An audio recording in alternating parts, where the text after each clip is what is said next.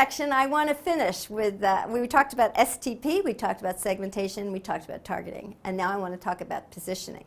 That's the P. But in thinking about positioning, I really want you to think about what is a brand.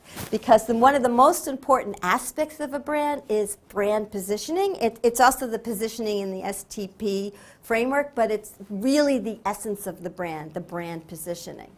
So let's start with what is a brand, and then we'll get into this notion of positioning. But just to anticipate where I'm going, positioning is positioning your product to meet the needs of the target segment. That's the basic definition. But one of the ways I'm going to focus on as a way to do that is to brand that positioning. And so I really want to get to this notion of what is a brand.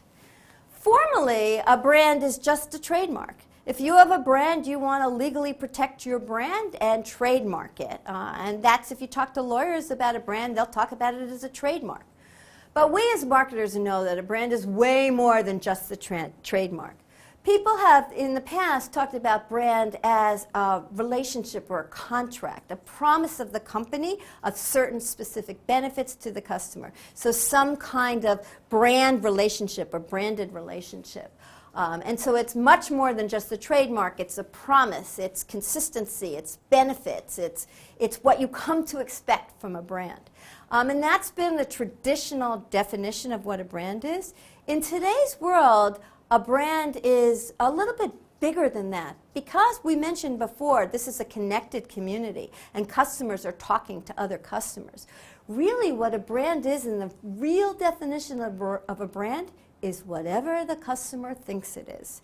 That's what the brand is. What sits in your customer's head, regardless of what you try to put there, is what your brand actually is. So if you have a very strong branded message, and something like Disney, which is a very strong brand name and a very clear positioning, then hopefully what Disney thinks their brand is what the customers think it is.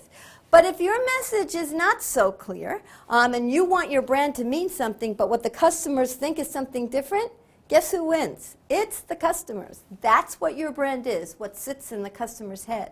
And so a lot of what marketing is and understanding about brands is to do market research to understand how customers do think about your brand. Now, when we're talking about the notion of positioning, and so a positioning statement is a definition or a positioning statement for a particular brand. I have here two examples of positioning statements for two brands of personal computers. These are a little bit old. It's when Apple and IBM were really focusing on personal computers. But I want to use these examples because they're very clear, crisp positioning statements, and I think we can learn a lot by understanding these positioning statements. So let's look first at Apple Computer's positioning statement. And if we read that, it says, Apple Computer offers the best personal computing experience to students, educators, creative professionals, and consumers around the world through its innovative hardware, software, and internet offerings. That's one positioning statement. Compare that to IBM, which was very, very different at the time. IBM is for businesses who need computers. IBM is the company you can trust for all of your needs. Very, very different positioning. That is a really good positioning statement when one company can be so differentiated from the other company. They're going after different target segments, and it should be quite clear by the positioning statement. Let's break that positioning statement into its parts so that we can understand what a good positioning statement has. And let's focus here on the Apple computer. There's three pieces to the positioning statement. There's who is the target segment, what is the point of difference that they're offering to that target segment, and then there's what is the frame of reference. And the frame of reference is who are the other competitors that they are comparing themselves to. The target segment here, and if you think about Apple, the target segment is students, educators, creative professionals. A brand should have a crisp target segment, even if that's not the only people who use the product. So nowadays, Apple's so popular that, you know, everybody has an Apple. Your grandmother has an Apple. You know, somebody who's not a student has an Apple. Not just creative people anymore. Yet, even though Apples are ubiquitous and lots of people have Apple products, still it's positioned to creative people. It's a very designy brand. So it still has a very clear target segment, even if that doesn't limit who might use the product. It has a point of difference. What's the point of difference for Apple? It's innovative. Apple offers state-of-the-art products. We look for design and innovation from Apple, so that's its point of difference. And in this case, what's the frame of reference? In this particular positioning statement, it's other personal computers, personal computing experience. So you have these three pieces to a strong positioning statement: the target segment, the point of difference, and the frame of reference. And positioning is defining the value proposition in these three terms: the target market, the point of difference, and the point of parity. Now, you can play around with this. And if you think about this and get into it a little bit, you may realize that your point of difference is going to be relative to the frame of reference. So, for example, let me give you an example of this product isn't on the market anymore, but it's Crest made this chewing gum. If the Crest chewing gum was referred to, the frame of reference was other toothpaste products, then Crest chewing gum's point of difference is it's a toothpaste product that's in gum form. Okay? On the other hand, if you take Crest chewing gum and compare it as a frame of reference to other chewing gums, the point of difference is this is a chewing gum that has toothpaste in it.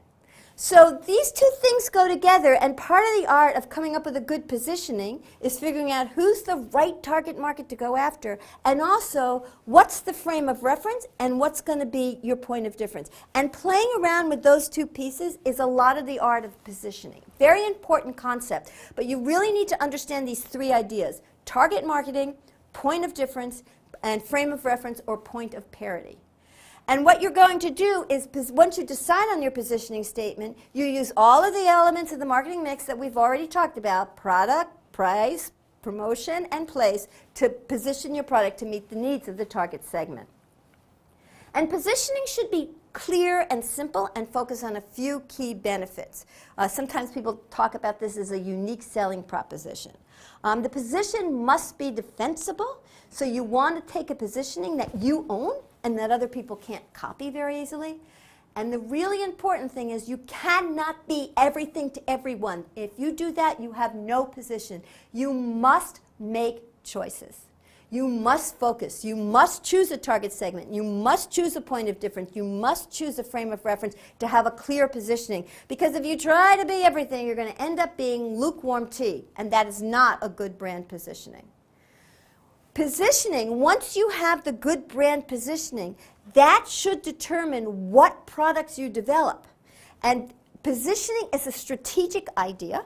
So you really want to think about this in terms of what's your target segment, what do customers want, what's your competition, what is your position relative to the competition. All of that is a big picture strategic vision. That is distinct from messaging. Messaging is tactical. Once you have your brand positioning, you can decide things like what color should the brand be, or what should the symbol be, or what should the logo be. And we're going to talk about those in the third section of my part here. But that's very much tactical and messaging. Positioning at the level I'm talking about it right here, this is very much a strategic idea. And a very important piece of this is this point of parity or frame of reference. These are, so I want to spend a little bit more time thinking about this just so that you understand. It's a part of the positioning statement, but it's associations that are not unique to the brand. They are these frame of reference. They are associations that are shared with other brands. And you want to think about these points of parity as things that are necessary for the category. So something a brand must have to be considered in this frame of reference. So for example, if your frame of reference is a grocery store, then people think in order to be a grocery store, it has to have produce or it has to have fresh product. That's what a grocery store is. And if it doesn't have that, it's not a grocery store. So one of the things you think about in terms of these points of parity are what are the conditions that your brand must have that they share with the competition to be part of that set. And then you want to think about points of parity sometimes as ways to negate a competitor's point of difference. So for example, in toothpaste, when one of the brands, and I can't remember which one, first came out with fluoride and as a cavity preventer, and that was a differentiator, all of the other brands copied and put fluoride in their toothpaste, suddenly it's a frame of reference. It's a point of parity. All toothpaste now has fluoride. So what I've done is negated the point of difference of the first innovator who came out with fluoride toothpaste. I have this slide up here. On January 9th, 2007, a few years ago, when Steve Jobs is still here, he used to go out in January and come up with some big innovation every year, an announcement about Apple. On January 9th in 2007, one of the big announcements at the time was that he changed the name from Apple Computer to just Apple. And now it's been a while, and so people are very used to thinking about it as Apple, and probably many of you don't even remember it used to be Apple Computer. But the point I'm making here is when he changed the name of the company, think about, just for a second to see if you get this idea, which one of the three aspects of the brand positioning did he change? Did he change the target segment? Did he change his point of difference? Or did he change his frame of reference? It should be clear, he changed his frame of reference. Target segment, still creative young people. Point of difference, still innovation. But now the frame of reference is not computers, but it's consumer electronics. And I believe when he made this change was the same time he introduced the iPhone. And he really was in consumer electronics. And it was no longer the frame of reference comparing to other personal computers. The point of difference, I think, is more clear to people what that is. It's strong, favorable, unique brand associations. Some people talk about this as a unique selling proposition. It's a similar concept. And what you want it to do is to have it be sustainable. You want a competitive advantage, a point of difference that you can hold and that is difficult for competition to copy. And it can be a lot of different things. It can be product attributes, performance attributes. It can be imagery. It can be benefits. It can be design. It can be anything that you can own and that really differentiates your brand. When you're choosing a point of difference, you want to make sure that it's desirable to the customer. Is it relevant? Is it distinctive?